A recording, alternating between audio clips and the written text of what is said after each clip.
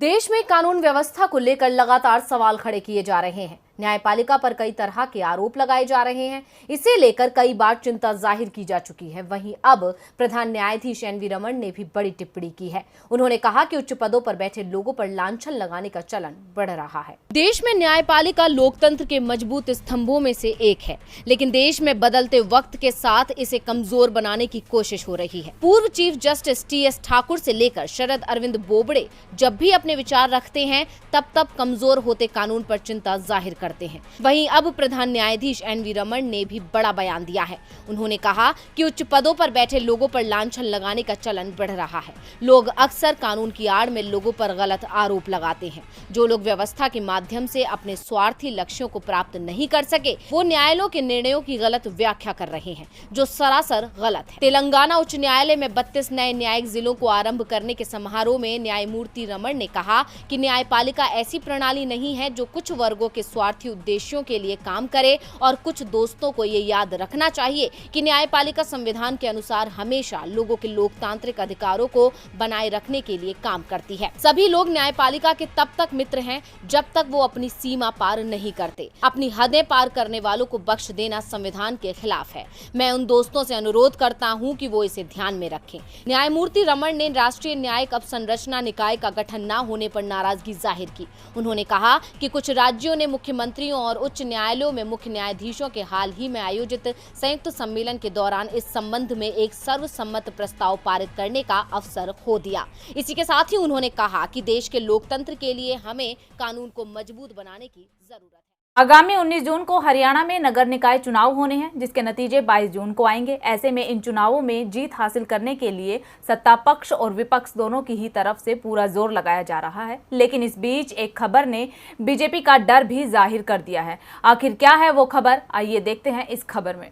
हरियाणा की सियासत में इस वक्त काफी हलचल देखने को मिल रही है, क्योंकि एक तरफ तो राज्य में 10 जून को होने वाले राज्यसभा चुनावों ने खलबली मचा रखी है, तो वहीं दूसरी तरफ 19 को होने वाले निकाय चुनाव से भी सभी दल टेंशन में हैं और जीत हासिल करने के लिए पूरी कोशिश कर रहे हैं। लेकिन इन्हीं तैयारियों के बीच बीजेपी ने कुछ ऐसा किया है जिससे पता चलता है कि बीजेपी निकाय चुनावों में हार सकती है, और इसी हार के डर के चलते उसने यू टर्न लिया है। दरअसल भारतीय जनता पार्टी और जननायक जनता पार्टी ने ऐलान किया कि ये दोनों दल अब गठबंधन में ही चुनाव लड़ेंगे, जबकि इससे पहले बीजेपी और जेजेपी ने अपने अपने सिंबल पर चुनाव लड़ने की बात कही थी। लेकिन राज्य सरकार चला रहे दोनों दल अब निकाय चुनाव में भी एक साथ आ गए हैं।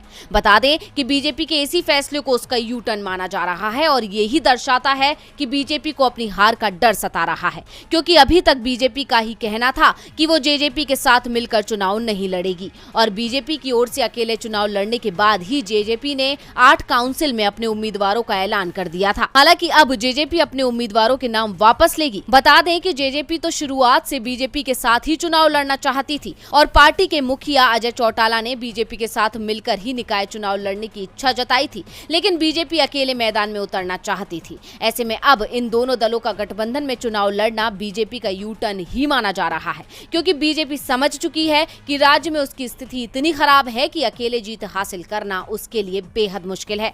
ऐसे में अपने हार की संभावनाओं को कम करने के लिए उसने अपना फैसला बदल दिया है, लेकिन उसका ये फैसला भी उसे जीत दिलाएगा, ये तो 22 जून को साफ हो पाएगा। कश्मीर घाटी में टारगेट किलिंग की घटनाएं लगातार बढ़ रही है। एक तरफ जहां टारगेट किलिंग की वजह से कश्मीरी पंडित और प्रवासी लोगों में खौफ पैदा हो गया है, तो वहीं दूसरी ओर केंद्र सरकार विपक्ष के निशाने पर आ गई है। एआईएमआईएम के चीफ ओवैसी ने कश्मीर के ऐसे हालातों के लिए केंद्र सरकार को दोषी ठहराते हुए 1989 की याद दिलाई है। इतना ही नहीं, कांग्रेस नेता राहुल गांधी, बसपा की राष्ट्रीय अध्यक्ष मायावती ने भी घाटी के हालातों को देखते हुए सरकार को घेरा है। हम लोगों को पता था कि एक दिन कश्मीर में फिर से जान जाने का सिलसिला शुरू होगा, फिर से ये बम फूटेगा और हालात बदतर होंगे, क्योंकि कश्मीर में जो शांति थी दरअसल वो अंदर ही अंदर एक बड़े तूफान को जन्म दे रही थी। सरकार से बड़ी चूक हुई। कश्मीर में लड़ाई भ्रष्टाचार या अन्य दूसरी चीजों की नहीं है, यहाँ पर असली लड़ाई है जिहाद की। सरकार को ये बात समझनी होगी। जब तक इस पर चोट नहीं होगी तब तक स्थितियां अनुकूल नहीं हो सकती। कश्मीर में बीते कुछ समय से लगातार लगातार जा रही जानों पर कश्मीरी पंडितों और कश्मीर के लोगों के लिए आवाज बुलंद करने वाले संगठन और लोगों का यही कहना है। तो वही कश्मीर के हालात को देखते हुए विपक्ष भी सरकार को जिम्मेदार ठहरा रहा है। कांग्रेस सांसद राहुल गांधी ने सरकार पर निशाना साधते हुए लिखा, बैंक मैनेजर, टीचर और कई मासूम लोग रोज मारे जा रहे हैं। कश्मीरी पंडित पलायन कर रहे हैं। जिनको इनकी सुरक्षा करनी है उनको फिल्म के प्रमोशन से फुर्सत नहीं है। बीजेपी ने कश्मीर को सिर्फ अपनी सत्ता की सीढ़ी बनाया है।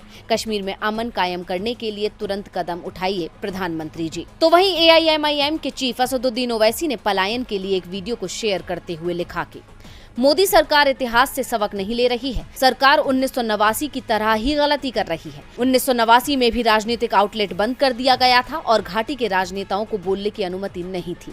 वो वही गलती कर रहे हैं। इसके अलावा बसपा सुप्रीमो मायावती ने भी केंद्र सरकार से कार्रवाई की मांग की है। उन्होंने कहा कि जम्मू कश्मीर में आए दिन निर्दोष लोगों की जान जा रही है। अभी हाल ही में वहां पर राजस्थान के निवासी और बैंक मैनेजर की जान जाना अति दुखद व चिंतनीय भी है। इससे वहां पर दहशत का वातावरण व्याप्त है। दरअसल कश्मीर में अशांति की शुरुआत को 1987 के चुनावों में हुई धांधली से जोड़ा जाता है और आज भी कश्मीर में सीमांकन के नाम पर घाटी के लोगों के साथ नाइंसाफी की जा रही है, जिसका गुस्सा लोगों में दिखाई दे रहा है। घाटी में टारगेट किलिंग की घटनाएं लगातार बढ़ रही हैं। कुलगाम में गुरुवार को एक बैंक की शाखा में घुसकर आतंकियों ने मैनेजर विजय कुमार की जान ले ली थी। बीते 3 दिनों में किसी हिंदू की ये दूसरी जान गई थी। इससे पहले मंगलवार को आतंकियों ने स्कूल टीचर रजनी बाला की जान ले ली थी। इससे पहले राहुल भट्ट की जान भी आतंकियों ने तहसील परिसर में ही घुसकर ली थी। इन घटनाओं ने कश्मीरी पंडितों और निवासी लोगों में खौफ पैदा